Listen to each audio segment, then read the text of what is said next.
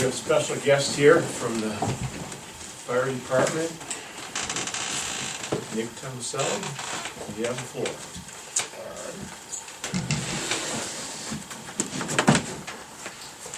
We have Dan Ellenberger from University Hospitals that's with me today.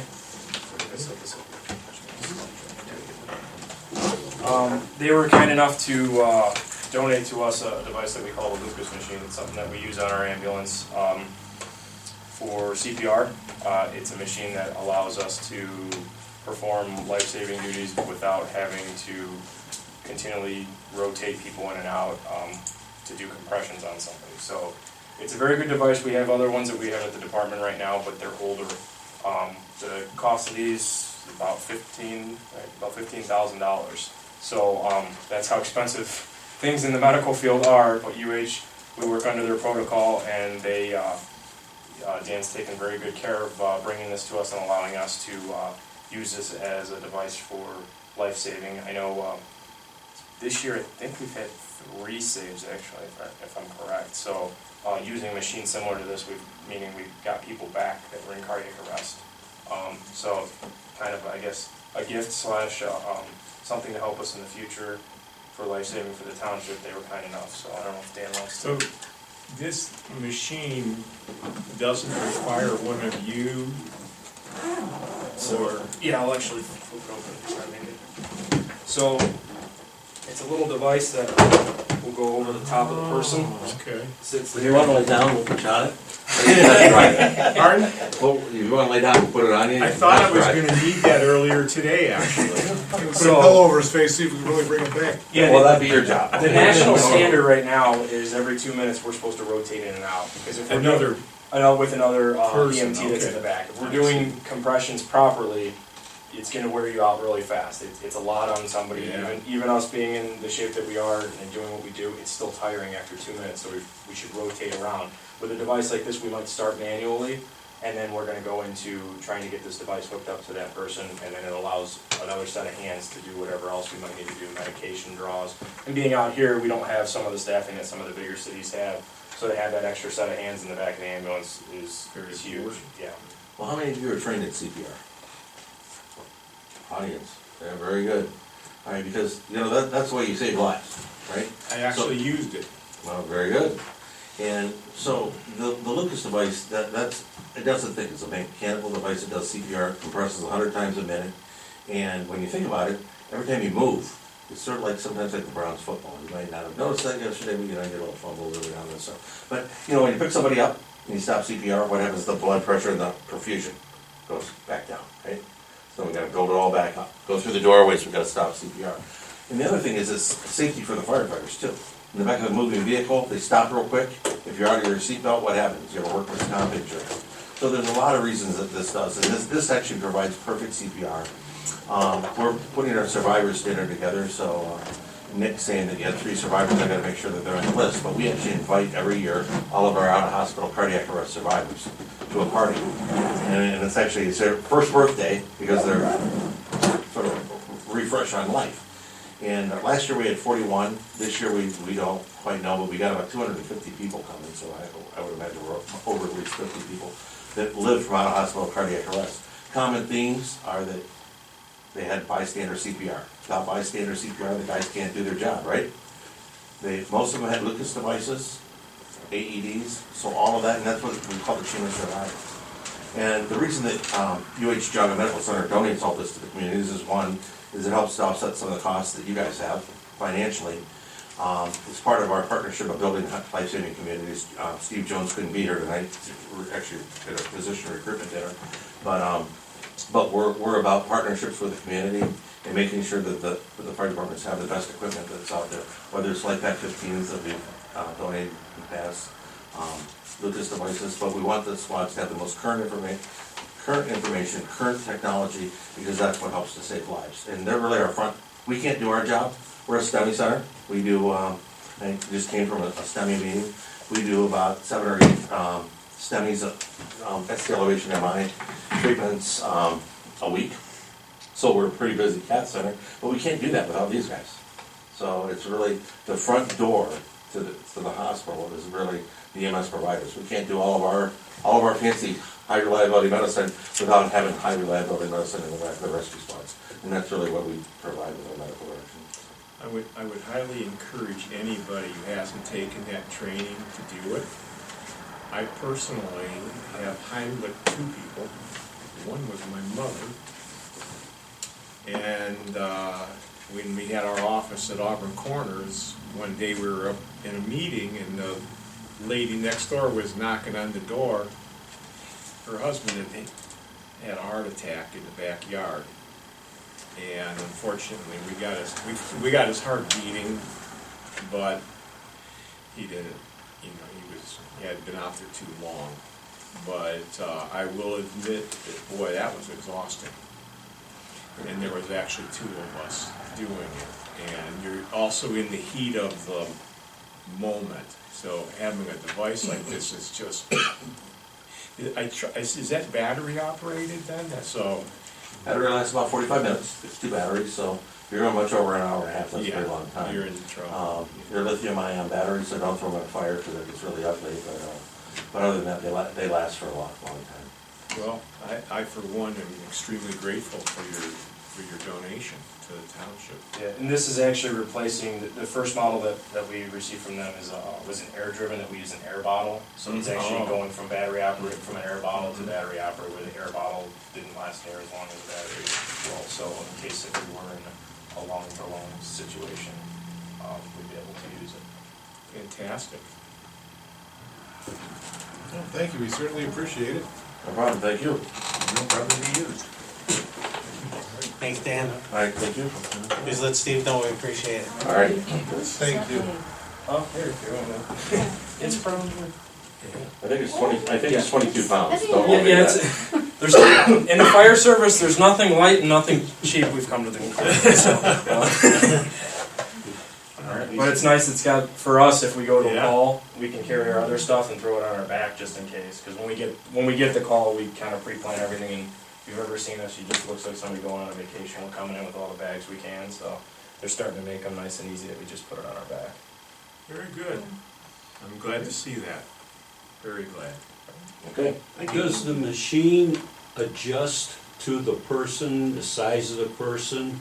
Yeah, there's a, Structure, does it do it automatically or? Not automatically. It's, well, well, we have to set it to Yeah, the you set it. position, and then it'll do what it needs to do. So you have like a setting you set it at for that particular? Just like a little plunger, you lower it down to the chest, and once you have it set, then it takes over from there. so you see when it compresses light, harder, and then it gets 2 inches. So that's what we compress. We compress it 100 times at 2 inches, and that's what it's perfect.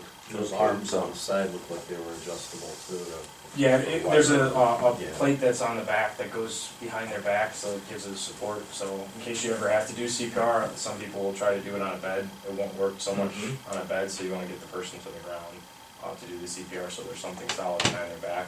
So there's a plate in here that we slide behind the patient's back that the device locks right into, and then that's what kind of stabilizes it and also stabilizes the position for the patient. And the second question is, how young or how small of a person can you use that on? About a 6-year-old, 8-year-old, depending on the size of the child. Some are corn-fed, a little bit bigger. So, but usually somewhere around out of a 6 or an 8-year-old. And if they fit in there, and then heavier patients, depends on the size of their chest. I think it's a 56-inch chest. That's a pretty big person. Yeah. But it doesn't fit everybody, so Thank you. all right, I'm gonna get out of your way so you keep this meeting rolling. Thank you very much. All right, thank you. Can't thank you enough. Bye, everybody. You guys all have a great evening. All right. Take care, keep up on it.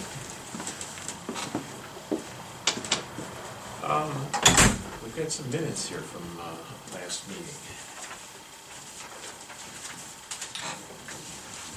Yeah, I just took a look at them, they look accurate to me. I didn't have any changes. I guess that's a motion in a second. Yeah. Okay. Mike? Yes. PJ? Yes. John? Yes.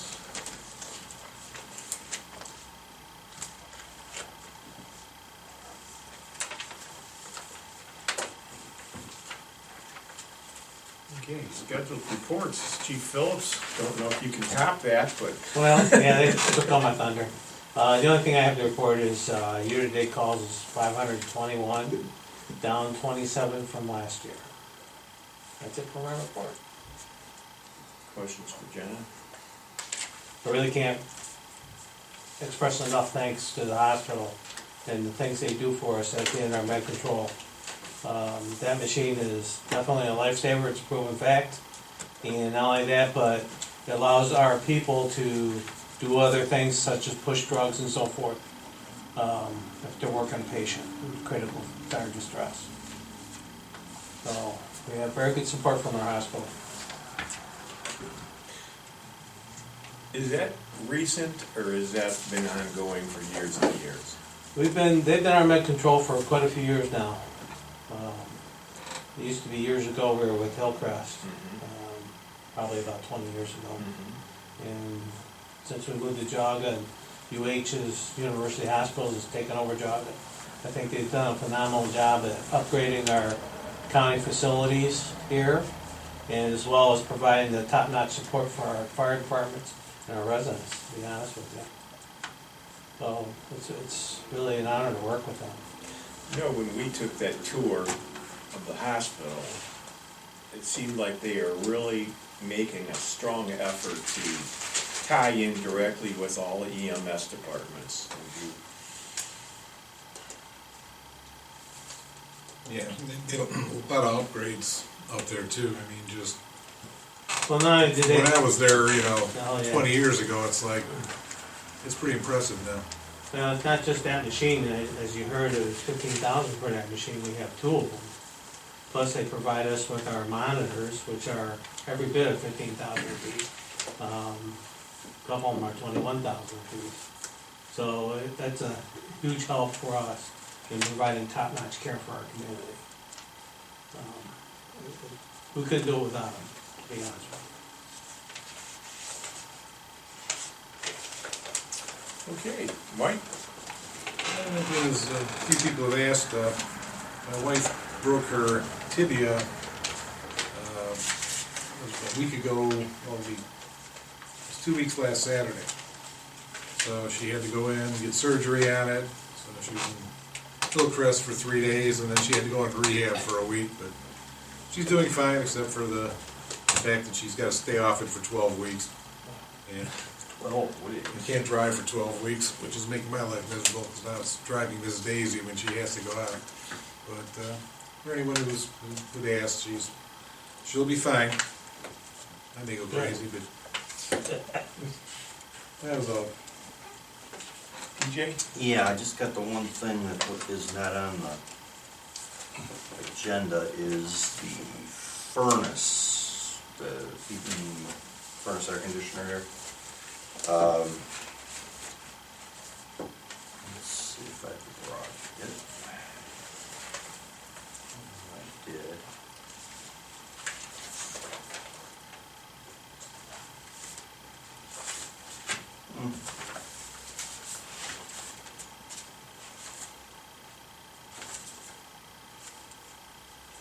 Alright, line, we have 3 proposals of varying BTUs and tonnage for air conditioning compressors.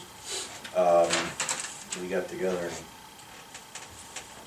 recontacted a couple, well, all of them actually, the providers, and first of all, we confirmed that anything we buy here will be eligible for that NOPEC grant for updating and becoming efficient and things like that. So the last 2 furnaces we narrowed it down to were a Lennox and a Carrier.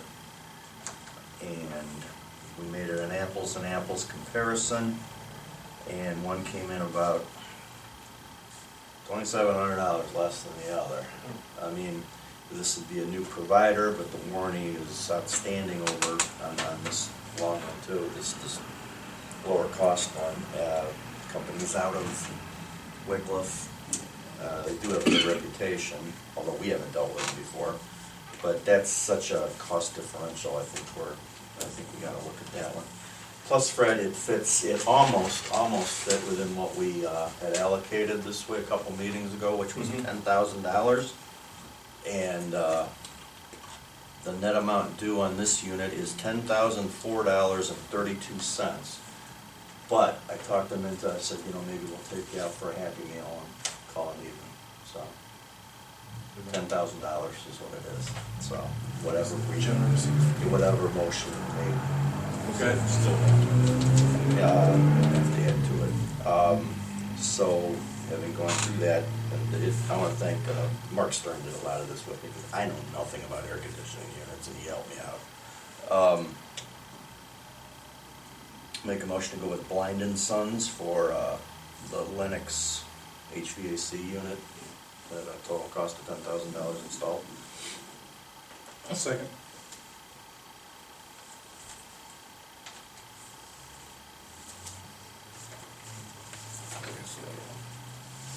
Mike, Yes. PJ, Yes.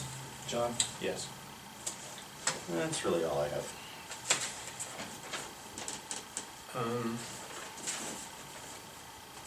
Couple things I'll just throw in here. We do have a couple of things here for new business for the road department, but we do have 1,800 tons of salt in the salt dome right now. And there's going to be a noticeable difference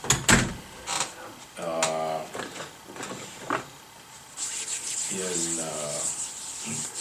snow removal this year, and that salt is approximately 3 times as expensive as it was last year. And in some cases, difficult to find. I'm not sure that this is not a contrived situation myself, but Have they looked under the lake? yeah, I think there's 50, 60 years worth of salt there, but yeah. We'd rather get it from Egypt. We did hear from one of the earlier vendors that originally told us, oh, no way, how could we ever sell you a ton of salt? And of course, we didn't ever call them back, and now they're calling us, so,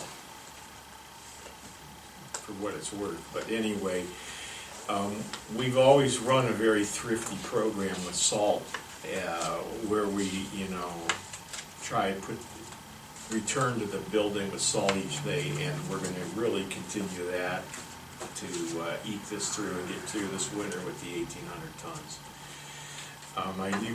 We do have a backup for another, actually 1,000 tons if necessary, but we'd like to be able to use that to stock the dome for next year. So we spent Emmerich put a lot of time and effort into tracking down we called all kinds of people. We really went over the whole market, and I think we have a pretty good handle on this issue. We did pretty much, we're just waiting to get some striping and so forth on Taylor May, but I think our paving projects came out pretty good. You wanna give us a first eye on your street? Yeah, everybody is extremely happy with the quality of the work they did, the transitions. Now, like most roads, they have the grindings on the outside edge. Takes a while for people to kind of figure those out. You don't drive on those? Like, don't drive on them, and you're driving your lawnmower, and it's like, well, I can't go on the street now, because I've got... Yeah, got a berm. Yeah, so, but they did a really nice job putting those in. They got that was the final thing they had to do. They did it in one day, and, yeah, not a single complaint. And like I said, you see a lot of kids now, all of a sudden, the roller skates and Back out on the road. scooters and anything with small wheels is back out on the road again. That was a little rough before, right? Yeah, those transverse cracks that were about 2 inches wide, 2 inches deep, were getting a little tough. I think we only got about 14 or 15 years since we had done your road. However, we kind of threw it in there due to the the base is in very good, was still in very good shape, so it made a lot of sense to go ahead and just surface it, plus it was in good location to the Taylor May project, which ended up being a different vendor, but anyway, I was very pleased with it. Taylor May has come out pretty nice, often known as the Queens Highway, so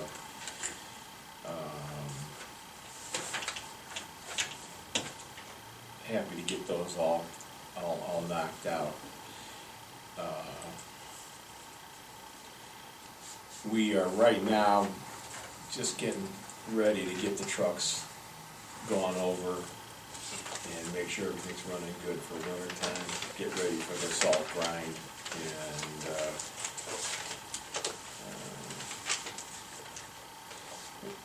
Emmerich and I are gonna probably be meeting with the engineers soon and go over next year's road program.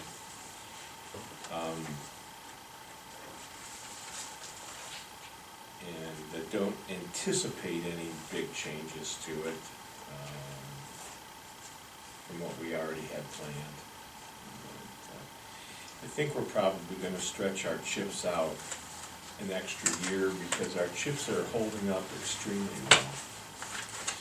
And we have done that a couple of times in the past, and I just don't see any sense in chipping for the sense of chipping unless you're gonna get a little bigger bang for your buck. And so I think what we'll do, if we get any holes, we'll patch them obviously, but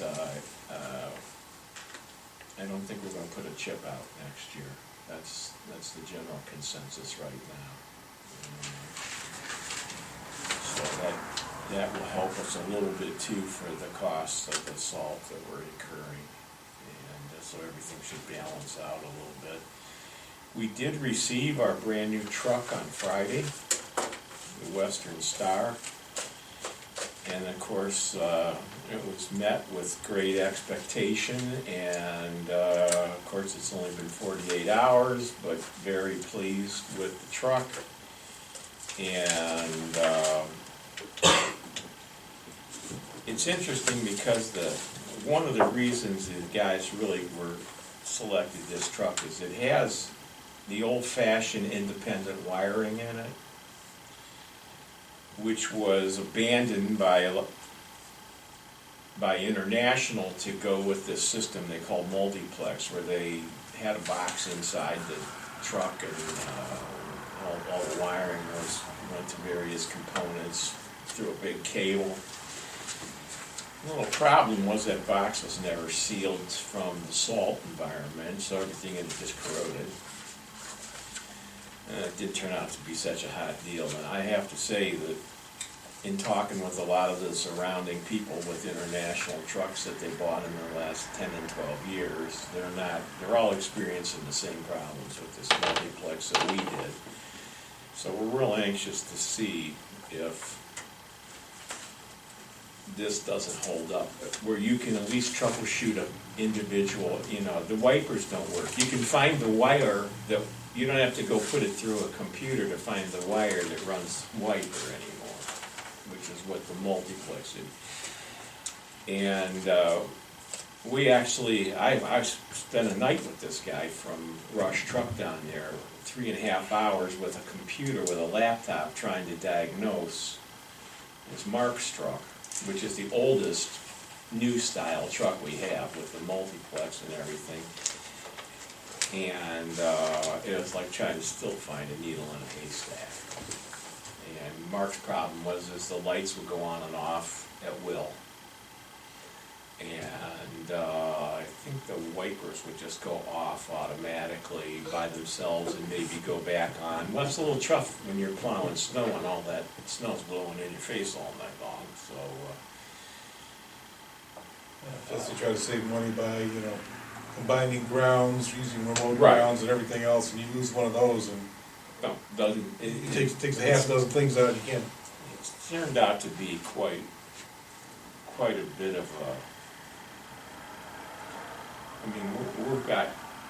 we don't put a lot of miles on a truck. We do run them very you know, salting and plowing is very, very, very hard service on a vehicle, there's no question about it, but when we got Mark's truck, these trucks were designed as plow trucks. I mean, from the ground up, that's what International claimed. These are designed as plow trucks from the ground up.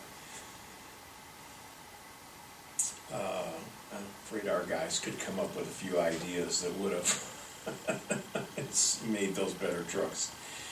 So anyway, that's sort of where we are there. We're very excited to see that this, you know, how this Western started. It's the first time we've really deviated. The other very best truck we ever drove was that Ford L8000. And they don't make that truck anymore. That was in the early 90s, wasn't it? Like 94, I think, if I might be right. And we ran that. But we don't even get 100,000 miles on a truck in 16 years. And I mean, these motors and stuff should run 300,000 miles. And so I'm kind of disappointed. I do want to throw in that the guys want you guys to know how having those lifts has made their job of prepping these trucks. They can actually get underneath there and, you know, paint and clean corrosion off of stuff that they never could even look at before. And it's so much safer that you're not laying on your back with all that stuff falling in your eyes all the time. And so, you know, if there's any question were those things worth their, you know, weight in gold, yes they are. They use them all the time. Having spent a large percentage of my life on my back underneath rusty cars, you know, yeah, it was definitely definitely needed if they do it for a living. So anyway, that's sort of where we are. I've got a couple other items, we'll hit them here. So, Mr. May, what do you have for us? Got your regular reports in front of you. Fund summary report, revenue status report, and your appropriation summary report, as well as warrants 4779 through 4809, totaling $140,672.88. I need to ask the board for supplemental appropriation, asking for $8,000 in the road and bridge fund for repairs and maintenance. Be it resolved by the Board of Trustees, resolution 2018-32. Be it resolved by the Board of Trustees of Auburn Township, Geauga County, Ohio, that the following supplemental appropriations, road and bridge fund, are necessary to pay for anticipated repairs and maintenance through the end of the fiscal year. $8,000 to account 2031-330-323 repairs and maintenance. So moved. Second.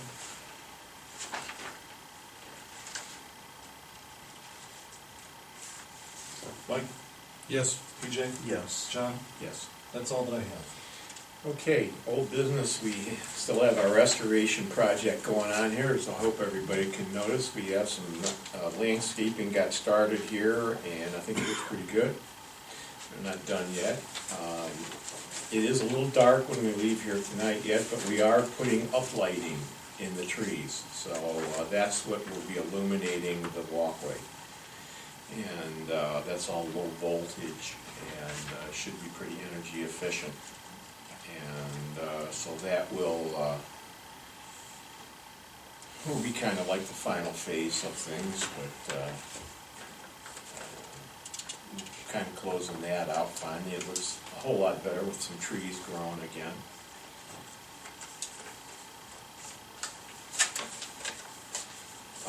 Nature Works. Haven't heard an answer yet.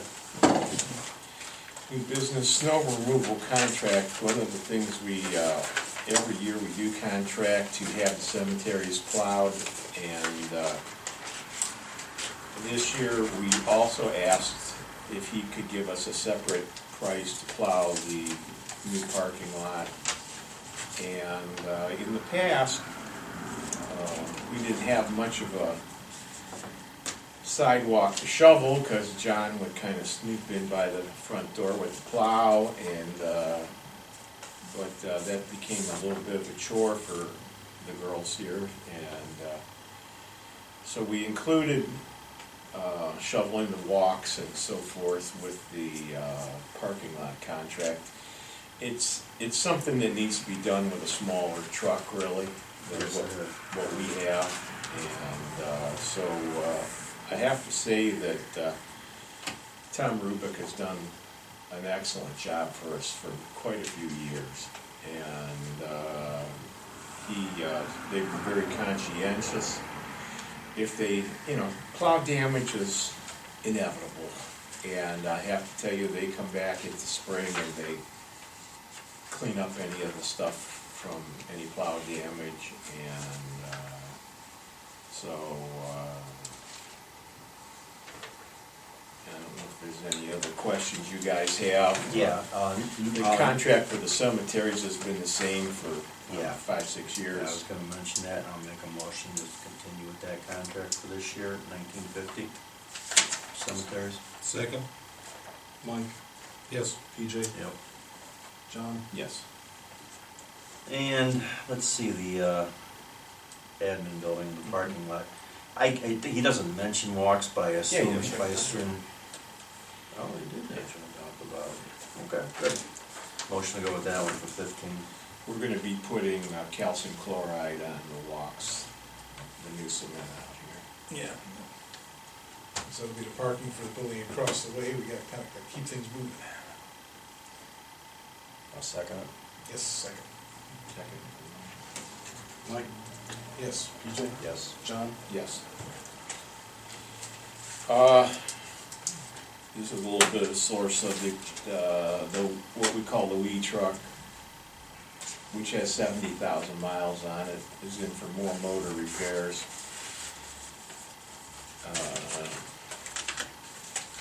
Cerny is the vendor on this.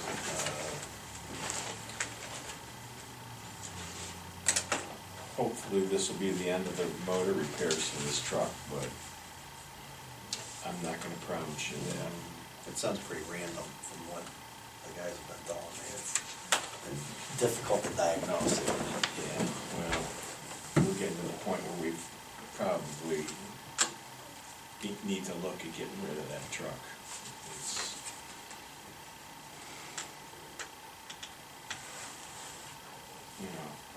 my opinion was like, we gotta get that through this winter and everything, and, it does get a lot of use, but a lot of uses, it's only got 70,000 miles. And these are motor repairs. So, I don't know what our other option is, guys. No, we just bought a truck. I mean, Exactly. And we're borrowing money for that. I really don't wanna speed that timetable up on another replacement. Kinda wonder if you might wanna keep a truck in reserve over there. I asked the guys to kinda figure what the one we were gonna dispose of needs to remain. We could put all that money in that. Well, that's why I asked them, whether we need to have that for backup. It's all different here than it is with farm equipment, but when it comes down to it, you don't wanna come up one implement short, and we don't carry a spare. And No, maybe we just, haven't. okay, keep one for 4 or 5 months might not be such a bad idea this winter, with this going on. Anybody doesn't wanna go ahead with that? Been there, you gotta do it. Motion, second. You want a motion for that? Motion. Yeah, go through with repairs.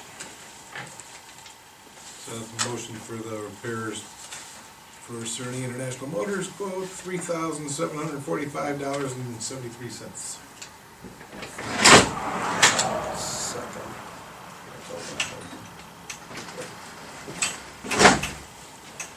Mike, Yes. PJ. I think I'm in the wrong John, place. Could be. The church, Up the hill. up the hill. Next drive up. That way? Yep. Okay, Okay, we've got a quote from Phil Miller, to do 3 more sections of pads over in Lucky Bell. Concrete pads in our ongoing concrete road repair. Proper installation will save you money. Actually, these have never had any maintenance done to them in all their years, but I guess you have to say that, Carl. My Go legend you a little lives bit. I wish to tell you that these are the last 3, but I think these are the last maybe 3 more than that. But, you know, we'll catch these this year and then next year.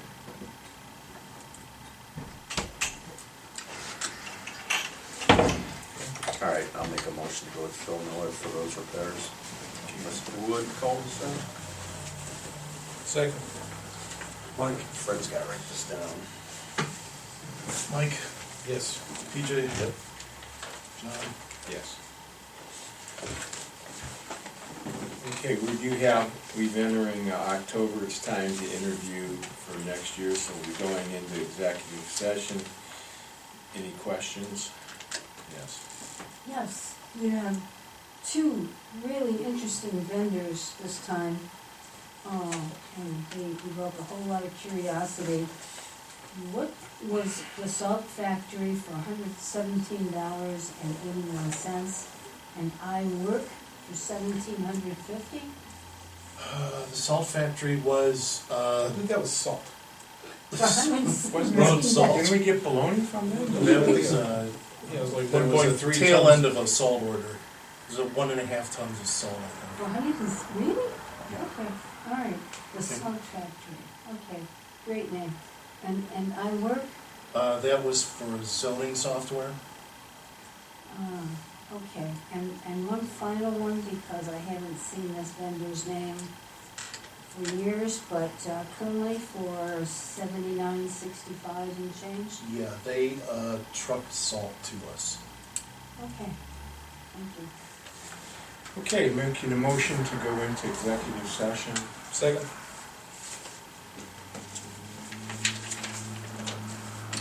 And no business conducted afterwards. Mike? Yes. PJ? Yes. John? Yes. Can you see what it's about? Interview.